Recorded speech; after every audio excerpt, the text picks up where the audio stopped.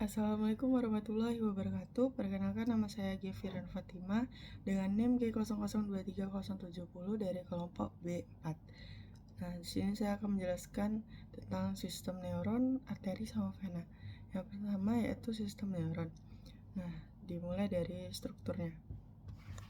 Strukturnya itu secara umum terbagi menjadi badan sel atau soma sebagai pusat pematik rangsang dan akson sebagai penyambung atau kabel rangsang dari badan sel menuju ke terminal akson untuk disalurkan ke neuron berikutnya. Nah, lanjut. Jadi nervous system itu terbagi menjadi dua, yaitu central nervous system atau sistem saraf pusat. Terus yang kedua ada peripheral nervous system atau sistem saraf tepi. Nah, lanjut, di sini ada penjelasan. Untuk nukleus itu adalah kumpulan badan sel atau soma di sistem saraf pusat. Untuk traktus itu adalah kumpulan berkat-berkat akson pada sistem saraf pusat yang berakhir di nukleus atau ganglion. Nah, untuk ganglion adalah kumpulan badan sel atau soma pada sistem saraf perifer. Nervus itu adalah kumpulan berkas-berkas akson di sistem saraf perifer yang bisa berakhir di ganglion atau di organ perifer atau menjulur bebas. Untuk plexus itu adalah anyaman nervus di perifer. Nah, lanjut. Jadi di sini ada sistem saraf terbagi menjadi dua, yaitu pusat sama perifer. Nah, pusat itu terbagi lagi menjadi encephalon sama medulla spinalis. Untuk perifer terbagi menjadi dua, yaitu sensorik atau afferent dan motorik atau efferent. Nah, untuk motorik atau efferent ini berarti mengalirkan sinyal perintah dari sistem saraf pusat ke sistem saraf perifer. Nah, sistem saraf ini terbagi lagi menjadi dua, yaitu secara somatik sama otonom. Untuk otonom itu bekerja secara tidak sadar untuk menginervasi organ-organ dalam. Sistem ini terbagi lagi menjadi simpatis sama parasimpatis. Simpatis memberi perintah flight or flight, sementara parasimpatis memberi perintah rest or digest. Nah, untuk somatik itu volunteer bekerja secara sadar, dapat dikontrol secara sadar. Nah, untuk ini ada sensorik atau afferent yang berarti mengalirkan sinyal perintah dari sistem saraf perifer ke sistem saraf pusat. Nah, ini terdiri lagi menjadi viscerosensor, di mana sistem ini mendeteksi sinyal rasa sakit, nyeri, gangguan, dan semua jeras afferent dari organ-organ dalam atau viscera. Nah, yang kedua yaitu ada somatosensori, di mana sistem ini mendeteksi sinyal rasa sakit, nyeri, gatal, gangguan, dan sistem jeras afferent dari selain organ-organ dalam atau viscera. Nah, lanjut lagi, di sini saya akan menjelaskan tentang arteri. Nah, arteri itu adalah pembuluh darah yang arah alirannya keluar atau menjauhi jantung. Nah, terus hampir semua arteri itu membawa darah kaya akan O2, kecuali arteri atau truncus pulmonalis sama arteri umbilicalis yang membawa darah kaya CO2. Sistem peredaran sistemik dimulai dari aorta. Aorta akan keluar dari ventricle kiri, kemudian naik menjadi aorta ascendens, mendatar itu menjadi arcus aorta, kemudian turun menjadi aorta descendens. Nah, lanjut lagi, penjelasan dari aorta ascendens itu akan muncul dua percabangan, arteri kecil ke dekstra dan sinistra yang akan menjadi aorta ascendens coronaria. Banyak aorta ascendens coronaria yang pada akhirnya tidak beranastomosis dengan arteri yang lain. Arteri yang tidak beranastomosis disebut N-arteri. Nah, yang kedua itu ada arcus aorta. Arcus aorta itu akan muncul 3 percabangan arteri sedang yang akan membawa darah ke bagian ekstremitas atas dan kepala.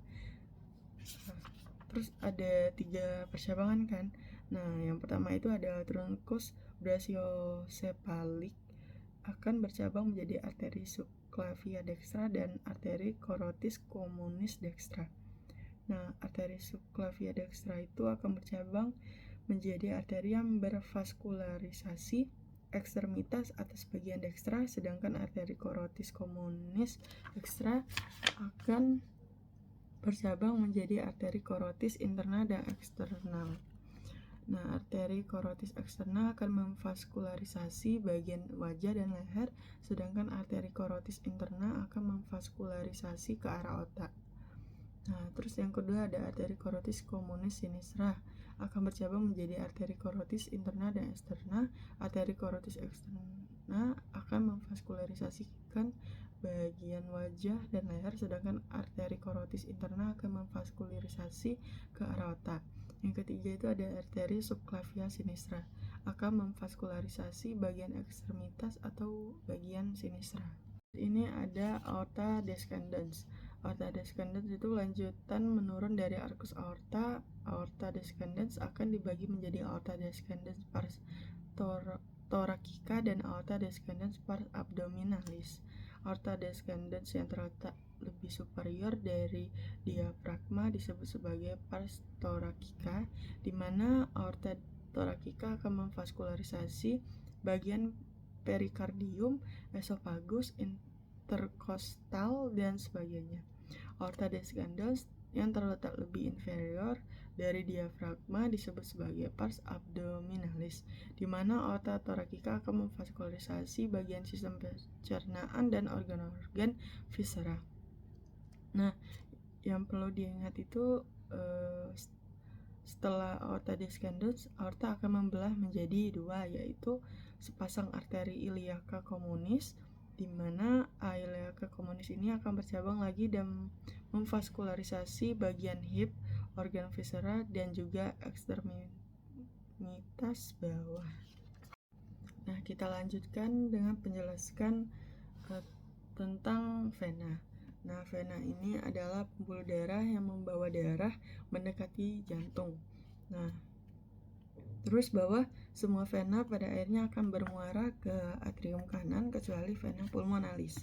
Vena-vena yang bermuara langsung ke atrium kanan adalah vena cava superior, vena cava inferior, sinus coronarius, dan vena-vena cardiaca minima. Nah, untuk vena cardiaca minima dan sinus coronarius mendrainase darah dari jantung kembali ke jantung. Nah, untuk penjelasan tentang vena cava superior itu adalah muara dari tiga besar, yaitu penggabungan dua vena besar, yaitu dua vena branchiocefalic atau innominate veins dan juga vena azygos. Nah, sepasang vena branchiocefalic tadi masing-masing muara dari vena-vena besar yang berakhir untuk mendrainase daerah skeleton trunci, kepala, otak, dan ekstremitas atas. Nah, untuk vena azygos itu adalah vena yang mendrainase dari vena-vena interkostal kiri. Vena azygos ini dia akan menyilang ke kanan membentuk dua percabangan yang disebut vena hemiazygos accessoria dan juga hemiazygos. Nah, untuk penjelasan tentang vena cava inferior itu akan mendrainase darah dari bagian organ-organ viscera dan ekstremitas inferior. Di ujung VCI, di bagian-bagian panggul, VCI adalah muara dari sepasang vena-vena iliaca communis yang mendrainase darah dari ekstremitas inferior. Nah, terus sebelum masuk ke dalam atrium kiri, vena cava inferior akan menarik semua darah dari organ viscera yang harus masuk ke dalam sistem vena porta hepatis. Nah, lalu dialirkan ke VCI. Nah, itu saja penjelasan dari saya materi-materinya. Terima kasih. Wassalamualaikum warahmatullahi wabarakatuh.